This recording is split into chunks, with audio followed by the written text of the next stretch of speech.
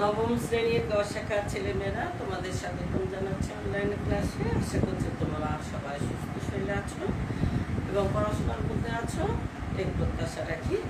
আমার মনে হয় যে গত দিনে আমরা অষ্টম অধ্যায় শুরু করেছিলাম। যারা আমার ক্লাস করেছে তারা খেয়াল করতে পারো যে গত দিন আমরা অষ্টম অধ্যায় শুরু করেছিলাম ব্যবসায় প্রতিষ্ঠানের ব্যবস্থাপনা। অধ্যায়ের নাম ছিল ব্যবসায় প্রতিষ্ঠানের ব্যবস্থাপনা। সেখান থেকে আমরা ব্যবস্থাপনা সম্বন্ধে আমরা ধারণা নিয়েছিলাম, সংজ্ঞা সহ উদাহরণ একটু বিস্তারিত আলোচনা করেছিলাম। আজকে আর আমি ব্যবস্থাপনার এই বিষয়টা নিয়ে বিস্তারিত আলোচনা করতে চাচ্ছি না, ঠিক তার পরবর্তী অংশে যাচ্ছি এবং সেটা হচ্ছে ব্যবস্থাপনার কার্যাবলী। তাহলে আজকের আমাদের পাঠ হচ্ছে ব্যবস্থাপনার কার্যাবলী। এই ব্যবস্থাপনার কার্যাবলীর বিষয়টা পড়ার আগে আমাদের একটু স্মরণ করা উচিত যে আসলে ব্যবস্থাপনা কাকে বলে, তাহলে আমাদের মনে হয় সুবিধা হবে। দেখো, আমি বোর্ডে একটা সংজ্ঞা লিখেছি, ছোট্ট সংজ্ঞা। সেই সংজ্ঞাটা আমরা পড়লে আমাদের যারা পড়েছো মোটামুটি আগের কথাগুলো মনে পড়ে যাওয়ার কথা। সংজ্ঞাটা হলো ব্যবস্থাপনা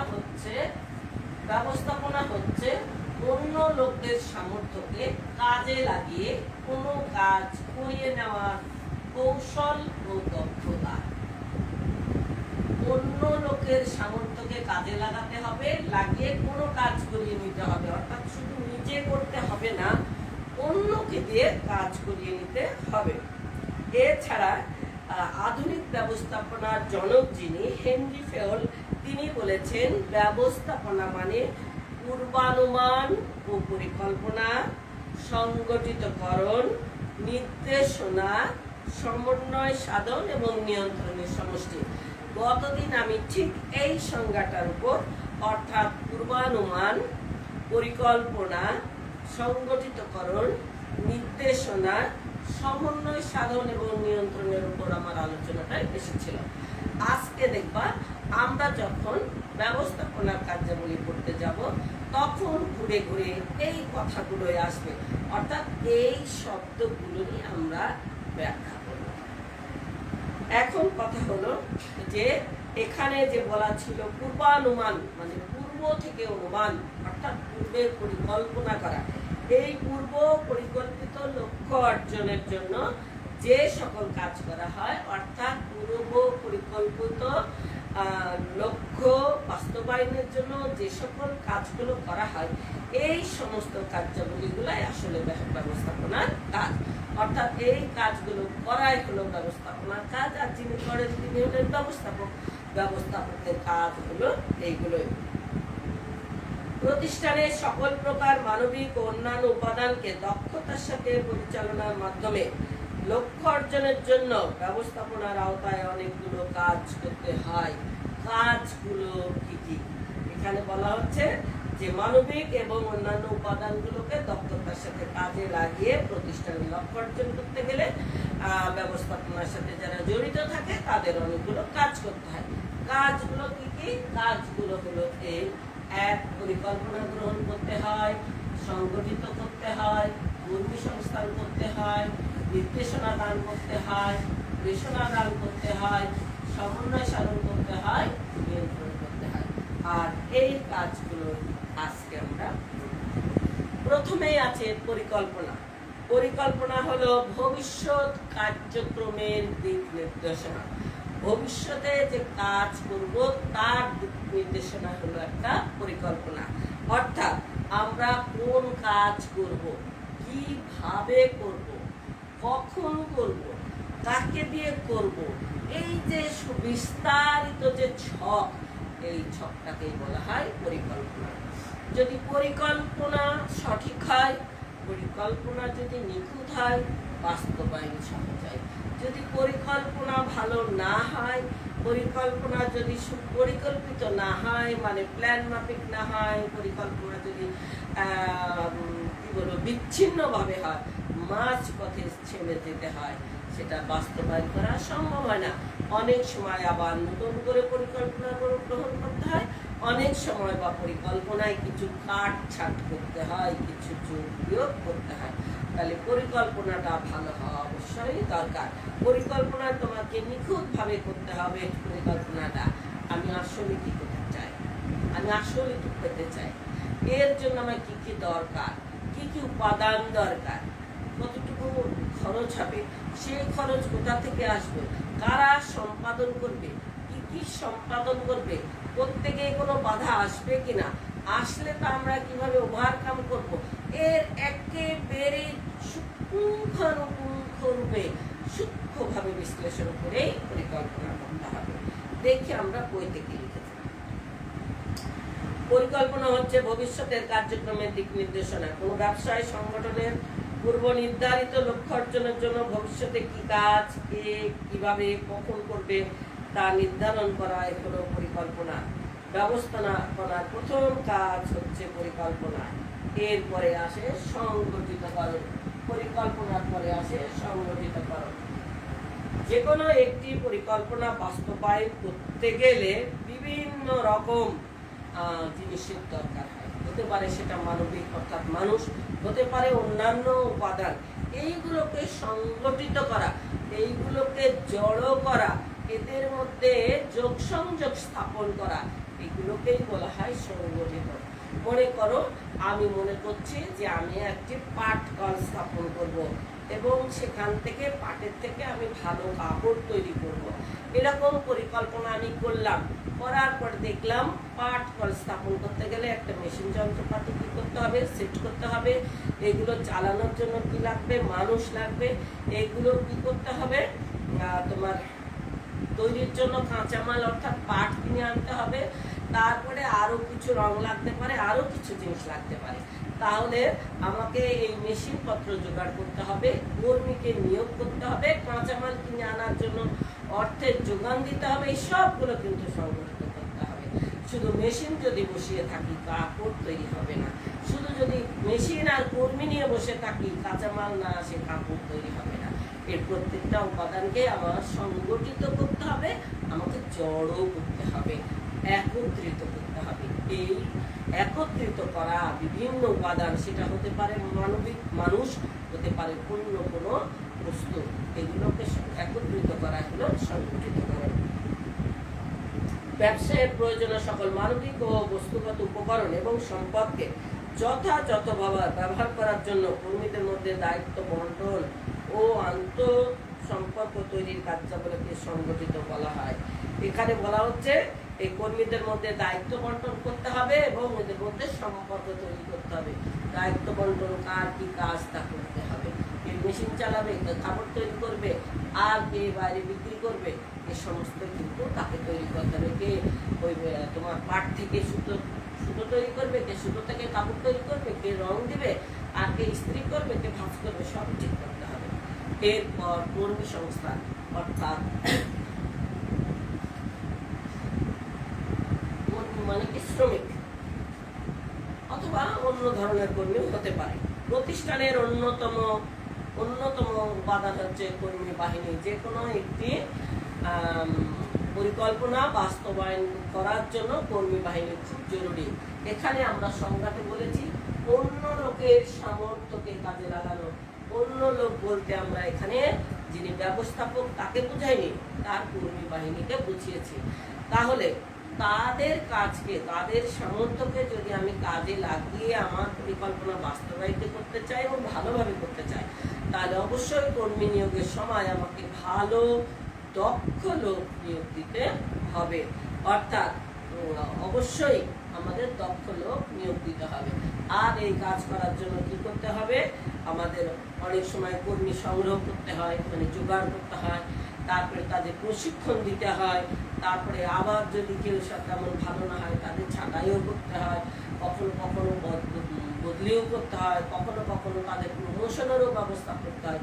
এই সকল কাজগুলোই কিন্তু কর্মসংস্থানের মধ্যে। তাহলে যে কোনো একটা পরিকল্পনা বাস্তবায়নের জন্য কর্মী একটি গুরুত্বপূর্ণ উপাদান। আর এটা কর্মী মানে তো মানুষ, তাহলে এটা একটি মানবিক সম্পদ। আর এই লক্ষ্য অর্জনের জন্য আমাদের উপযুক্ত কর্মী নিয়োগ দিতে হবে, তাদের পদোন্নতি দিতে হবে, তাদের প্রশিক্ষণ দিতে হবে। আর যদি মনে করা যায় যে কাউকে দিয়ে আসলেই কাজ করানো সম্ভব না, কখনো কখনো তাকে ছাঁটাইও করতে হবে যাতে কাজটা ভালো হয়। এরপর নির্দেশনা, মনে করব আমি পরিকল্পনা গ্রহণ করলাম, প্রয়োজনীয় সবকিছু জোগাড় করলাম, কর্মীও নিয়োগ করলাম, কিন্তু আমি আসলে কাজটা কিভাবে করতে চাই বা কতটা ভালোভাবে করতে চাই এটা আমি কোনোভাবে নির্দেশনা দিলাম না, তাহলে কাজটা ভালো হওয়ার সম্ভাবনা থাকে না। এই জন্য অবশ্যই তাকে সঠিকভাবে নির্দেশনা দিতে হবে যে কি কাজ করতে হবে, কিভাবে করতে হবে, এবং মানে কি বলবো, সর্বাধিক কিভাবে ভালো কাজটা করা যায়, এই সমস্ত নির্দেশনাটা সঠিকভাবে দিতে হবে। নির্দেশনা দেওয়া যদি সঠিক না হয় এবং যারা কর্মী তারা যদি ব্যবস্থাপকের নির্দেশ ভালো মতো বুঝতে না পারে, তাহলে কখনোই কাজ ভালো হবে না। তাহলে অবশ্যই তাদের নির্দেশনাটা সঠিক হতে হবে। আর এই নির্দেশনা দেওয়ার ক্ষেত্রে নির্দেশনাটা যদি সঠিকভাবে দেওয়া যায়, তাহলে কর্মীরা সর্বাধিক তাদের যে ক্ষমতা আছে, তাদের যে দক্ষতা আছে, সেটা তারা প্রদর্শন করতে পারবে এবং ভালো কাজ করতে পারবে। অনেক সময় দেখা যায় কর্মীরা ভালো কাজ জানে, কিন্তু নির্দেশনাটা ক্লিয়ার না, নির্দেশনাটা পরিষ্কার না, নির্দেশনাটা বুঝতে পারলো না, তাই ভালো কাজ করতে পারলো না। পরবর্তীতে হয়তো বলে, ও এই কাজ এটা আমি জানতাম, কিন্তু আমি তো ব্যাপারটা জানতে বুঝতে পারি নাই। সুতরাং নির্দেশনা হবে পরিষ্কার, কি কাজ করতে হবে, কিভাবে করতে হবে, কখন করতে হবে। এই নির্দেশনা যদি পরিষ্কার থাকে তাহলে কাজটা অবশ্যই সুন্দর হবে। পরিকল্পনা বাস্তবায়নের জন্য কর্মীদের আদেশ নির্দেশ প্রদান করাকে নির্দেশনা বলে। অর্থাৎ কর্মীদের আদেশ বা নির্দেশ দেওয়া তাকেই বলে নির্দেশনা। ব্যবস্থাপক কর্মীদের কোন কাজ কখন কিভাবে সম্পন্ন করতে হবে তার নির্দেশনা প্রদান করে থাকে। যথার্থ নির্দেশনা দিতে পারলে কর্মীরা সর্বাধিক দক্ষতা প্রদর্শন করতে পারে। অনেকে নির্দেশনা দানকে নেতৃত্ব দানের সাথে তুলনা করেছে। অনেকে বলতে চান যে নির্দেশনা দেওয়া আর নেতৃত্ব দেওয়া একই ব্যাপার। এবার আমরা আসবো প্রেষণা। প্রেষণা শব্দটা হয়তো তোমাদের কাছে খুব একটা কমন না। প্রেষণা শব্দের অর্থ আসলে উৎসাহিত করো, অনুপ্রাণিত করো। আসলে প্রতিষ্ঠানের কর্মীদের তাদের কাজের প্রতি আগ্রহী এবং উৎসাহী করে তোলার জন্য, আগ্রহী এবং উৎসাহী করে তোলাকে বলা হয় প্রেষণা দান। কোনো কাজ যদি সঠিকভাবে মানে মনের সাথে, আন্তরিকতার সাথে, ইচ্ছার সাথে করা যায়, কাজটা অবশ্যই সুন্দর হবে। কিন্তু কাজের প্রতি যদি কেউ আগ্রহী না থাকে, অনাগ্রহী হয়, অনিচ্ছা করে, তাহলে হয় না। তোমাদের মধ্যে দুই একজন যা সুন্দর করে পরীক্ষার খাতায় লেখো, কি যে আগ্রহ খুঁজে পাওয়া যায়, সে যে কি নোংরা রে বাবা, কি নোংরা কি কুরুচিপূর্ণ। পড়তে গেলে মাথাটা খারাপ হয়, মনে ধীরে আর করবো কি, আর কি নম্বর দেবো, কি লিখেছে, ধৈর্যই লাগে না। আবার কেউ কেউ এত সুন্দর আগ্রহ নিয়ে, উৎসাহ নিয়ে লেখে, লেখাগুলো ছকছকে ছকছকে, পড়তে ইচ্ছাই করে, মনে না সুন্দর লিখেছে, আর কেউ কেউ লেখে তুই কি লিখেছি, পড়া যাচ্ছে না, কি নোংরা। তাহলে আগ্রহ নিয়ে কাজ করলে, ইচ্ছা নিয়ে কাজ করলে কাজ অনেক সুন্দর হয়। আর তাই যে কোনো একটা লক্ষ্য অর্জনের জন্য এই কর্মীদের মধ্যে যদি উৎসাহ সৃষ্টি করা যায়, তাহলে কি হয়, কাজটা ভালো হয়। আর এই জন্য মাঝে মাঝে কর্মীদের কি করা হয়, প্রশিক্ষণ দেওয়া হয়। এদের উৎসাহ দেওয়ার জন্য কখনো কখনো বোনাস দেওয়া হয়, তোমার প্রমোশন দেওয়া হয়, কখনো কখনো এদের ইনসেন্টিভ বোনাস দেওয়া হয়, যেটাকে বলা হয় প্রেষণা দান বা উৎসাহমূলক বোনাস। উৎসাহ দেওয়ার জন্য যে যদি প্রতিষ্ঠানে এই পরিমাণ লাভ হয়, তার 5% শ্রমিকরা পাবে। অনেক প্রতিষ্ঠানে আছে, অনেক বড় বড় শিল্প প্রতিষ্ঠানে আছে যে লাভের 5% বা 10% লেবার যারা, কর্মী যারা, তারা পাবে। মালিক ঘোষণাই করে দেয় যে লাভের 5%, বেতনের বাইরেও লাভের 5% শ্রমিকরা পাবে। যে সমস্ত প্রতিষ্ঠানে এই জাতীয় সুযোগ আছে, সে সমস্ত প্রতিষ্ঠান গিয়ে দেখো লাভজনক। এর মূল কারণ হলো শ্রমিকরা খুব আগ্রহ, খুব উৎসাহ নিয়ে এই কাজটা করতে থাকে এবং তাতে প্রতিষ্ঠানও অনেক লাভবান হয়। আর শ্রমিকরাও উপরি কিছু পায়, কিন্তু এতে যে অধিক মনোযোগে কাজ করে, এতে প্রতিষ্ঠান অনেক বেশি লাভবান হয়। সাধারণত যে সমস্ত মালিকরা অনেক বেশি চালাক, অনেক টেকনিক বুদ্ধি রাখে, তারা এই ধরনের একটা সুযোগ তাদের দিয়ে থাকে। সাথে প্রমোশন যদি হয়, তাহলে সেখানে কিন্তু মানুষের কাজ করার আগ্রহ ভালো থাকে, যে আমি যদি এখানে খুব ভালো কাজ করতে পারি, এরপর আমার প্রমোশন হবে, মানে আমি আরেকটু উপর পোস্টে যাব, আমার সম্মান বাড়বে, আমার বেতন বাড়বে। ওখানে যদি আমি ভালো মতো কাজ করি, তারপরে উপর লেভেলে যাব, তাহলে আমার সম্মান বাড়বে, আমার বেতন বাড়বে, এই ক্ষেত্রে আগ্রহ হয়। আর যদি এরকম হয়, আমি কাজ করলেও যা, না করলেও না করলেও বেতন কমবে না, বেশি করলেও বাড়বে না, সেখানে একটা ঢিলে মেমোর কাজ করে, সেখানে মানুষের আগ্রহটা কম দেখা যায়। তাহলে প্রেষণা শব্দের মূলত অর্থ হলো উৎসাহ দেওয়া বা অনুপ্রাণিত করা। এরপর আছে সমন্বয় সাধন। অর্থাৎ আমরা মাঝে মাঝে বলি যে এই তোমরা নিজেরা সমন্বয় করে নাও, এরকম নিজেরা মিলমিশ করে নাও। সমন্বয় শব্দের অর্থ হলো আসলে মিলমিশ করে নেওয়া, যোগাযোগ করে নেওয়া, সংযোগ সাধন করা। সমন্বয় অর্থ হলো যোগাযোগ করে নেওয়া, তারপরে হলো মিলমিশ করে নেওয়া। মনে করো একটা প্রতিষ্ঠানে কারখানা আছে, কাঁচামালও আসলো, শ্রমিক নিয়োগও হলো, নির্দেশও দেওয়া হলো, কিন্তু এদের মাঝে কোনো সমন্বয় সাধন করা হলো না, তাহলে সেই কাজটাও কিন্তু ভালো হয় না। তাই এই প্রতিষ্ঠানের সমস্ত কর্মী বিভিন্ন বিভাগের সাথে অবশ্যই কি থাকতে হবে, একটা যোগাযোগ থাকতে হবে। মনে করো আমাদের প্রতিষ্ঠানে আমরা মনে করলাম আমাদের কাজ হলো ক্লাস নিয়ে চলে গেলাম, আমাদের ক্লাস নেওয়া, খাতা দেখা, আমরা চলে গেলাম। অ্যাকাউন্টেন্টদের বললাম ওদের কাজ হলো বেতন আদায় করা, ওরা করলো, ছাত্ররা বেতন দিল, করলো। প্রিন্সিপাল স্যার মনে করলো আমার কাজ হলো অফিসটা ঠেকানো, অফিসের কাজগুলো করা, করলো। এর ফাঁকে হলোটা কি, এক শ্রেণীর ছাত্র যারা কোনো বেতন দিল না, কেরানিকে টেবিলে বসে আছে, তারা বেতন দিতে যায় না, তাই বেতন দেওয়া হলো না, বিশাল বকেয়া। আর আমি দেখছি আমি তো ক্লাসই নিচ্ছি, আমি তো ক্লাসে ফাঁকে দিচ্ছি না, কিন্তু আমাদের যে আয় সেটা মোটেও হচ্ছে না। কেন হচ্ছে না? আমি তো জানতেই পারছি না আমার কোন ছাত্রের বেতন বাকি। আমি ক্লাসে যাচ্ছি ঠিকই, কিন্তু আমি তো জানিনি বেতন বকেয়ার কথা, আমাকে তো কেরানি জানাইনি। আর কেরানি মনে করছে আমার কাছ থেকে বেতন নিয়ে আসিনি, আমার কাছে নিয়ে আসলে তো আমি ঠিকই নিতাম। এইভাবে যদি বা প্রিন্সিপাল স্যার মনে করছে সবই হচ্ছে, ক্লাসও চলছে ভালো, বেতনও আদায় হচ্ছে, কিন্তু এর মাঝে কিছুটা গ্যাপ রয়ে গিয়েছে।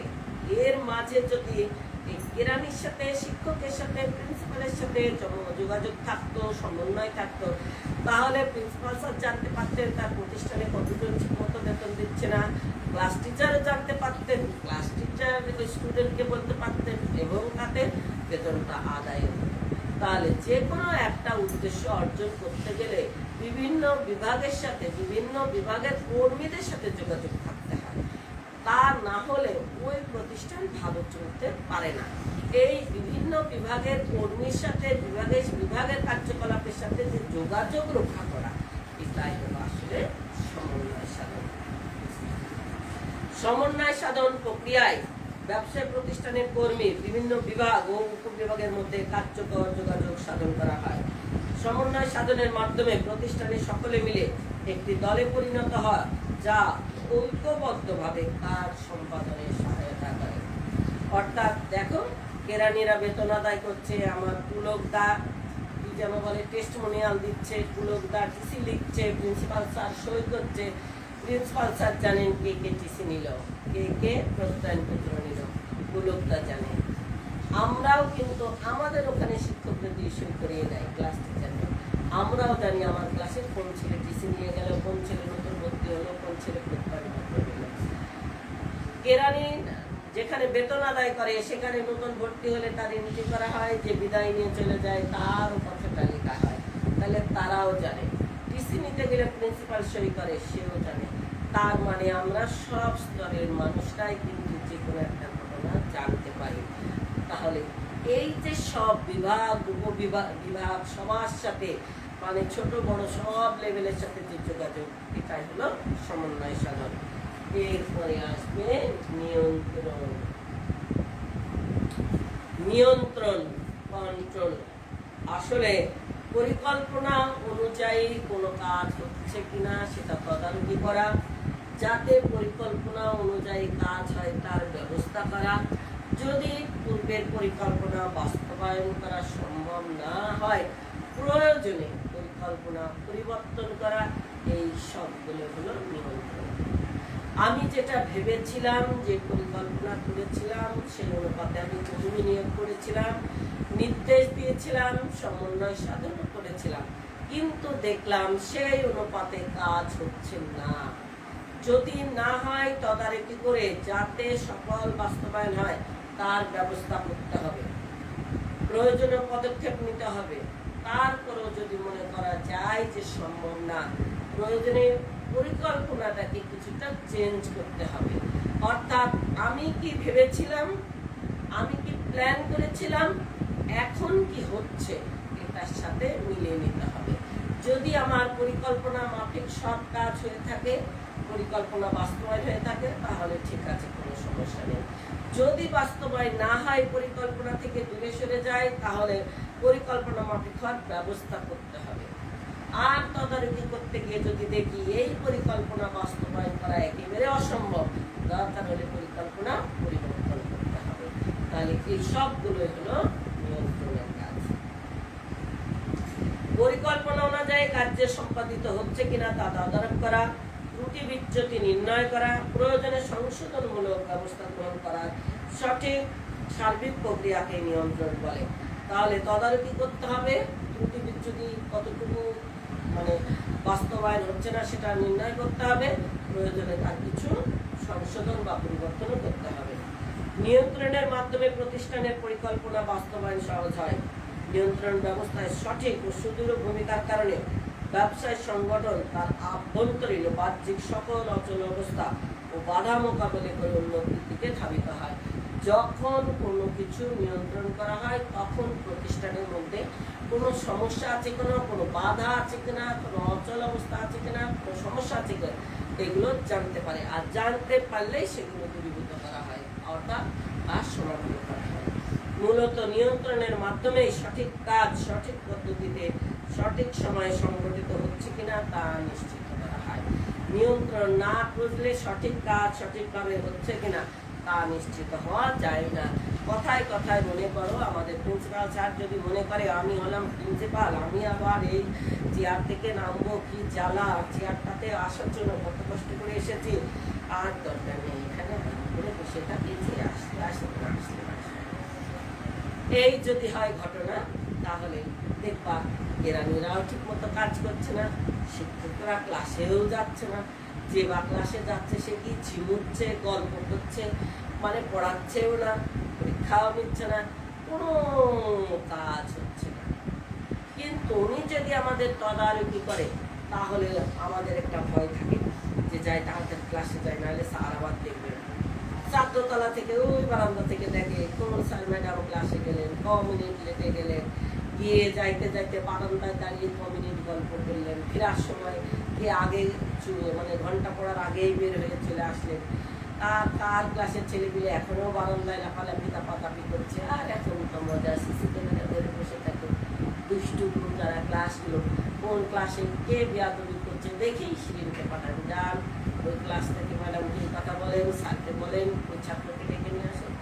এই যে তদারকিটা যদি না করতেন, তাহলে উনি যতই ঘুমিয়ে ঘুমিয়ে স্বপ্ন দেখুন, প্রতিষ্ঠান আবার সবার থেকে সেরা, লেখাপড়ায় খুবই ভালো হবে, শৃঙ্খলাতে খুব ভালো হবে, আসলে কিচ্ছু হতো না।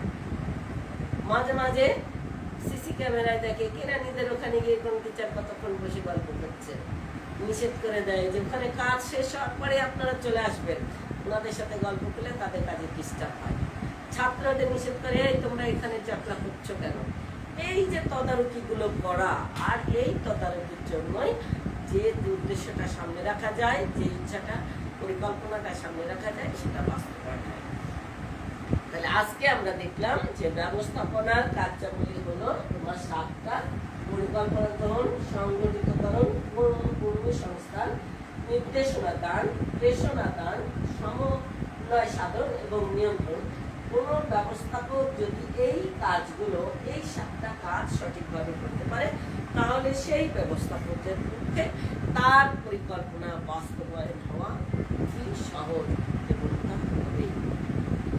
আজকে আমি এতটুকু রাখি। তোমাদের আমি মনে করি যে তোমাদের সিলেবাস অনুপাতে আমি খুব পিছিয়ে নেই, সাথে তোমাদের অ্যাসাইনমেন্টও লিখতে হচ্ছে, যার কারণে আমি পড়াটাও একটু ধীরে যাচ্ছি, যাতে তোমাদের জন্য খুব কষ্ট না হয়।